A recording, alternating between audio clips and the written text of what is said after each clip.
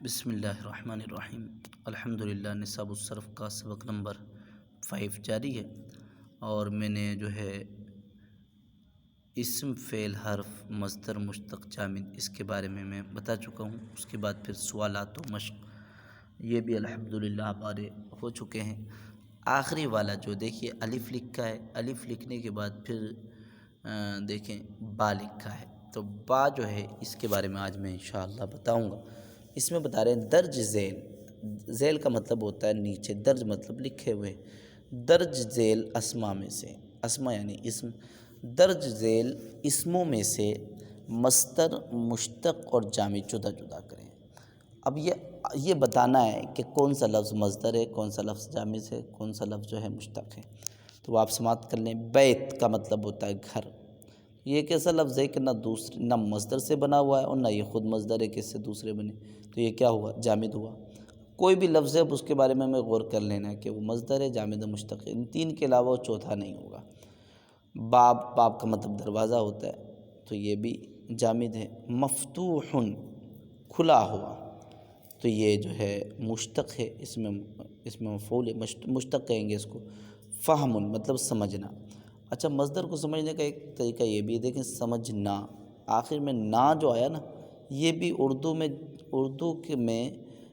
جس کے آخر میں نا آئے، کھانا پینا لانا جانا مانا سمجھنا، نا جو یہ لفظ آ رہا ہے، نا آخر میں حرف آ رہا ہے، تو یہ بھی مصدر کی ایک نشانی ہے۔ تو جس کے ترجمے میں آخر میں نا آئے تو وہ مصدر ہوتا ہے۔ تو فہم کا مطلب سمجھنا ہوتا ہے، تو سمجھنا چونکہ نا آ رہا ہے اس کے اندر، تو یہ کیا ہوا؟ مصدر ہوا۔ حسن مطلب خوبصورت، یہ مشتق ہے، مصدر نہیں ہے، نہ جامد ہے۔ افضل مطلب زیادہ فضیلت والا، یہ بھی مشتق ہے، اس میں تفضیل ہے، جامد نہیں ہے، مصدر نہیں ہے۔ ناصر مدد کرنے والا، یہ اس میں فاعل ہے، یہ بھی مشتق ہے، یہ جامد یا مصدر نہیں ہے۔ کریم بزرگ، یہ بھی مشتق ہے۔ شرب مطلب پینا، یہ مصدر، دیکھیں نعرہ پینا مصدر ہے۔ جریون مطلب دوڑنا، یہ بھی نا آخر میں آ رہا تو یہ بھی مصدر ہے۔ ذاہب مطلب جانے والا، اس میں فاعل ہے، مشتق ہے۔ سمعون مطلب سننا، دیکھیں نا آیا تو اس کا بھی مطلب کیا؟ یہ بھی کیا ہے؟ مصدر ہے، جامد یا مشتق نہیں ہے۔